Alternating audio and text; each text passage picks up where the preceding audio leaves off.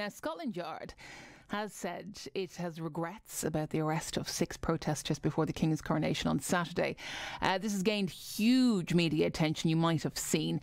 Members of the campaign group Republic, who were detained on suspicion that they were planning to attach themselves to something illegally, will face no charges.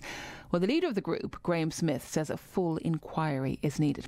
Let's speak to Conservative MP and former Cabinet Minister David Davis, long-time campaigner on civil liberties and the only Tory MP to vote against the 2023 Public Order Act. Good morning to you. Nice to talk to you. Good morning, Fiona. Pleasure to talk to you. So, I mean, a lot of people were particularly surprised at what they saw and, perceived to be a peaceful protest, and then the arrests that take place after. I mean, does this use of these powers vindicate your position, do you think? Well, I'm afraid it does, both on this bill, the Public Order Act, and the previous year's Police and Criminal Sentencing Act. They both gave more powers to the police. And the reason I voted against them was not because I didn't want the police to be able to deal with people who would glue themselves to trains or motorways and stop normal traffic, stop ambulances, stop people getting to work and so on. The right to protest is not the right to disrupt, particularly.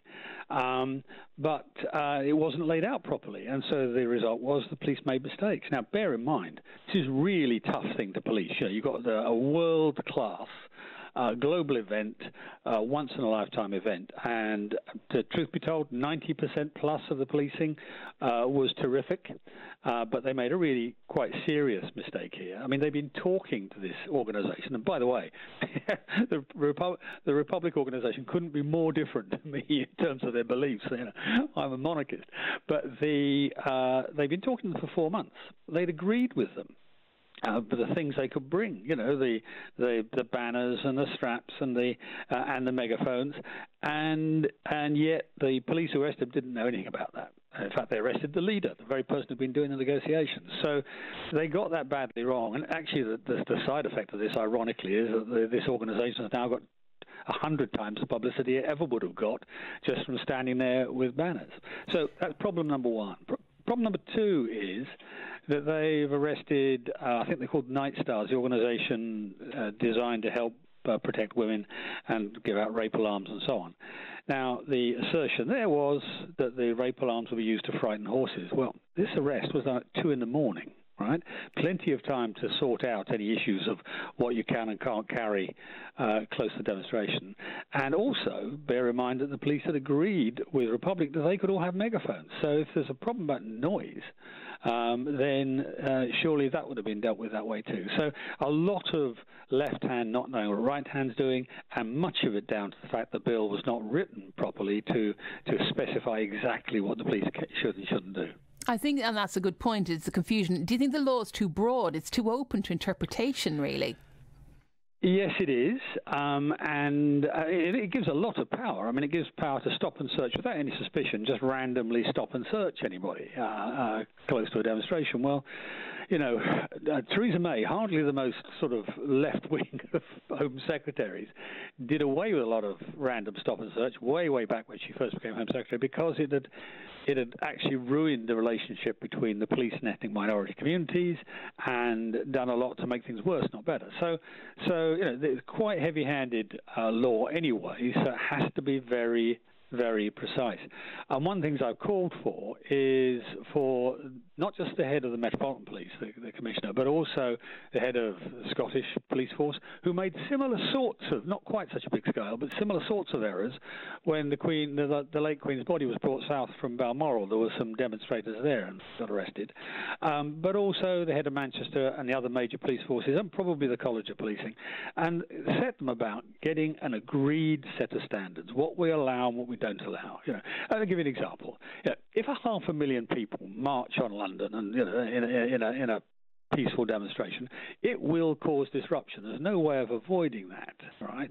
But if you set out to cause disruption, not to give yourself be seen and heard, but to actually cause disruption just to get the cameras there, then that is different to normal protest, peaceful protest, and we should enable precisely for the police to distinguish between the two, and indeed for the demonstrators themselves to understand what's allowed and what's not allowed. I think people were kind of shocked because they thought quite a few people were in agreement saying, look, we don't want any more protests that are actually disrupting people trying to go about their daily business.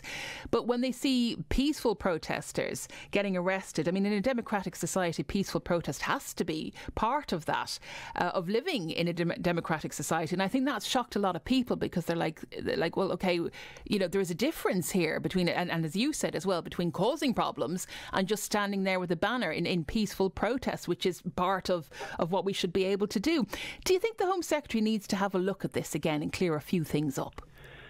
Well, these issues were raised in debate during the passage of the bill, and I raised some of them myself, and the House of Lords raised them, and the government effectively rejected them. So, I mean, I would like the Home Secretary to look at it again. I'd like the Home Office to look at it again.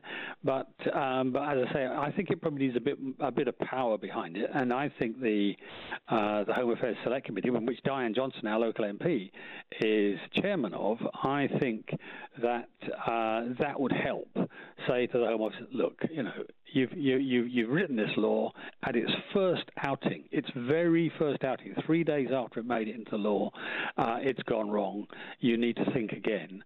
I think that's what I would hope to get from the Home Affairs Select Committee. Back in the 30s, my grandfather was arrested for leading a demonstration, and the law has changed since then. The law has become much more understanding of the right to peaceful protest, and it's a massively important part of what it is to be British. That we have an understanding and a belief in this. It's very, very few. Even the other democratic countries in Europe have different views. Look at France, for example. Indeed. They have a different approach to the policing of it. We at least don't have a CRS. So I think this is soluble. This is fixable, and we should all appreciate the police have a difficult job in this. But when I was on the radio this morning on the Today programme, the ex-Chief Constable of Manchester came on after me and agreed with pretty much everything I said, because he understands it too.